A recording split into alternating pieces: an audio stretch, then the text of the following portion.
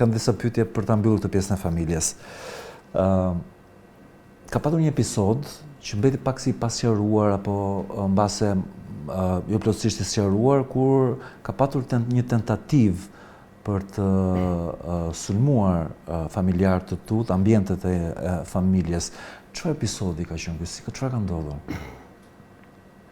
Unë nuk jam gjendur në momentin që ka ndodhur ngjarja në banesën e prindërve të mi.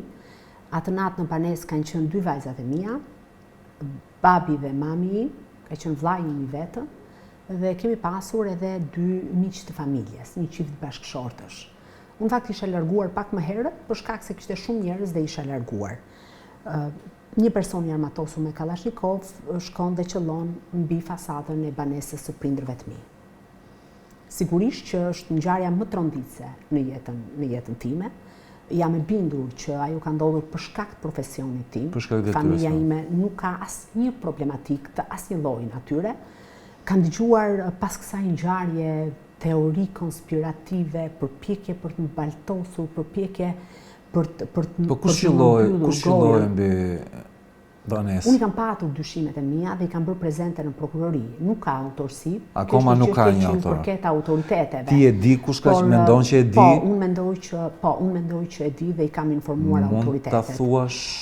Ata e kanë të qartë dhe nuk besoj që mund të jem unë personi që mund të interferoj, por e kanë të qartë autoritetet. Çfarë më ka shqetësuar më pas, ka qenë pikërisht fakti që shumë njerëz të cilët unë i kam vlerësuar dhe respektuar, janë përpjekur të hedhin baltë në lidhje me këtë çështje, madje kanë shkuar deri aty sa të thonë. Dëgjoj se kjo është vetë organizuar apo jo? Kjo e bëri vetë sepse donte të ikte për azil, ndërkohë që ata cilët e kanë artikuluar këtë gjë e din shumë mirë jetën time. Jeta ime ka qenë një libër i hapur. Nuk e kam, jo vetëm që nuk kam nevojë për azil, sepse unë kam një familje të gjithë me pasaport të huaj dhe mund t'i kur të dua dhe ku të dua. Kam zgjedhur të jetoj në Shqipëri sepse besoj që kam forcën e nevojshme për të ndryshuar sadopak dhe për të kontribuar në këtë vend, sepse nëse do ta ndjej një moment caktuar që fjala ime nuk vlen, më beso Drin, nuk pyes as për 30 vite, as për 40 vite. Pra do të rriqem me një lloj elegance për të thënë që nuk vlen kjo gjëja që them dhe unë do ta vazhdoj. Po këtë debatin që e bëj, këtë përpjekjen që e bëj, mendoj që vlen sadopak për opinionin publik. Nuk do ta zgjasim të shumë të pjesën se e di që ti si e viktimizuar kur dhe as unë vetë nuk do doja që dikush të viktimizohej, po familjarët si e përjetuan këtë moment. Dgjoj, unë nuk i kam shqetësuar kurrë edhe nuk i kam pyetur, përveç se ata pas ngjarjes për një kohë të gjatë më telefononin pafundësisht për të më pyetur si isha. Kaluan një gjendje frike, shoku. Sepse kishte një lloj, nuk ma shprehen, por kishte një lloj tensioni dhe një lloj shoku. Unë e kam pas shumë të vështirë. Mbajnë mend gjë vajzat nga ky detaj? Mbajnë mend gjë vajzat? Vetëm vajza e madhe. E mban mend si detaj? Vetëm vajza e madhe, sepse në momentin kur ndodhi tërmeti i 26 nëntorit, nëse e mbani mend, unë jam gjendur tek familja e prindërve bashkë me vajzat dhe në atë moment kur filloi lëkundja e banesës, dhe abazhuri po bënte shumë zhurmë, pra ishte ai momenti i parë dhe unë ndjej shumë sepse është banesa në afërsi të Rinasit, thanë na qelluan. Dhe mua kjo pjesë më ka lënduar. I kemi marrë fëmijët bashkë me mamin dhe i kemi nxjerrë jashtë, kam dalë më pas me makinë, kam bërë një xhiro në zonë dhe i kam kthyer sërish sepse mua më duhet të shkoja në Durrës për shkak se kisha informacion dhe shkruanin pafundësisht në rrjetet sociale dhe më telefononin që kishte viktima dhe unë duhet isha atje, të jepja sadopak kontribut atje. Kam një kurioztet time personale, a ke bërë ndonjë gabim?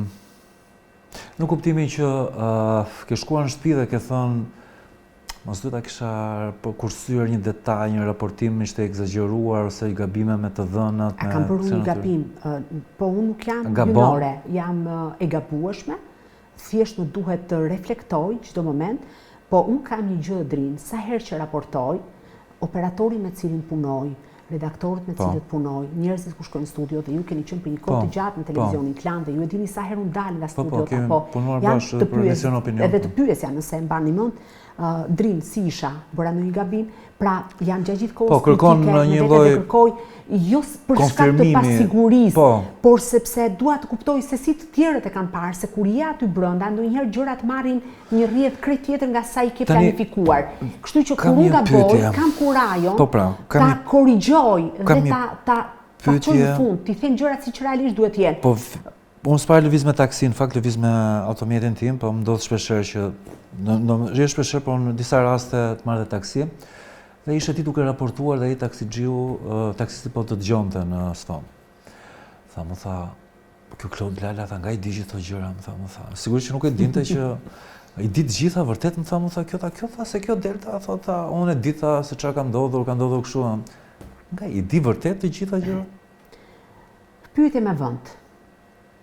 Di pak, por ato gjëra që i di të sigurta.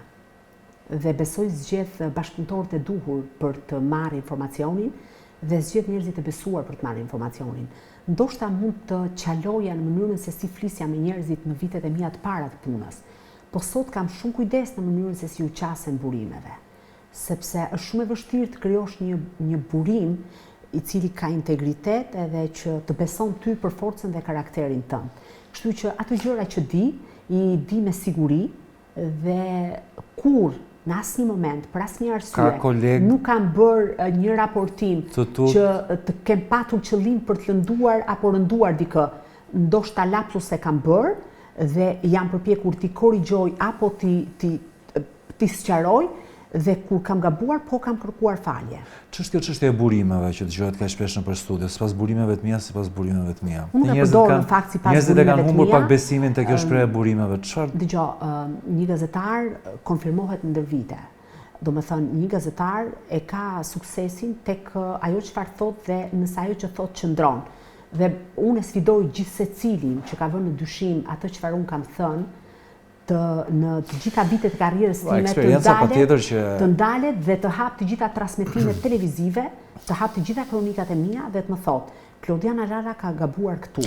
Dhe unë kam kurajon t'i them, keni të drejtë, por nuk më rezulton një gjë e tillë.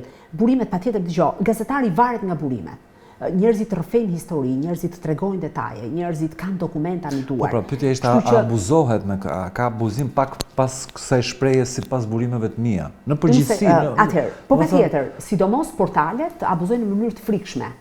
Dhe ndonjëherë më ndodh që hivet një lajm që unë e dërgoj në grupin e punës në News 24 apo Balkan Web dhe më ka ndodhur që mund të kem një gabim ortografik në të shkruar. Do t'i e sheh që e njëjti gabim del të gjitha. Gabimi ortografik del në 90%, pra gabimi i shpejtësisë që kam shkruar, sepse marrin të gjithë copy and paste. Pra, dhe ky është, pastaj ka portale problematike të cilat në këndvështrimin tim duhet hetohen. Dua të pyes pak për një emër që është emri mbase më identifikues i drejtësisë shqiptare në këto vitet e fundit, Altin Dumani. Kreu i Spakut, Altin Dumani, cili është profili i tij? Pra, është Altin Dumani njeriu që po vendos drejtësinë e vërtet në Shqipëri? Atëherë drejtësinë nuk e bën Spaku, as Altin Dumani, drejtësinë e bën gjykata. Altin Dumanin unë e kam njohur përpara 20 vitesh, kur ishte prokuror, më pas ai drejtoi task force-n e prokurorisë Tiranës, që për herë të parë hyri dhe ai koncepti i hetimit të korrupsionit dhe krimeve të kryer nga zyrtarët e lartë dhe u filloi edhe një hetim pasuror për të gjithë ata zyrtarë të cilët abuzonin me detyrën dhe pasuroheshin në mënyrë të paligjshme, e kanë vlerësuar për integritetin dhe për ndershmërinë në profesionin e vet.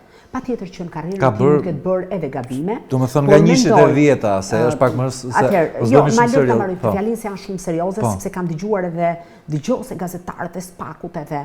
Altin Dumani është rasti klasik i një prokurori që kur nuk komunikon me gazetarët përveç se mënyrës zyrtare që është përmes kërkesave për informacion. Që do të thotë ju nuk e takonin ndonjëherë Dumanin? Edhe kur e takojmë dhe këtë ta them me përgjegjësi të plotë, sidomos përgjegjësi morale, dhe kur ne jemi në takime off record. Se ka gazetarë që thonë që komunikojnë shpesh me gazetarë. Po, të lutem, tani unë po të flas dhe mbaj përgjegjësi për këtë dhe unë nuk dal të shes fytyrën time për gjëra që nuk qëndrojnë. Edhe kur ne jemi në takime off record, kemi të drejtën e vetëm një pyetje dhe nuk ka asnjë diskutim për te pyetjeve.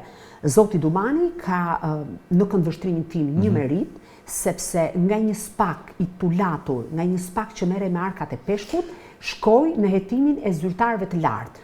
të ish presidentit, të ish kryeministit, të zëvendës Po, ja do kryeministit, të ish zëvendës po. kryeministit, të ministrave, të kryetarit të bashkisë në detyrë e tjera me radhë.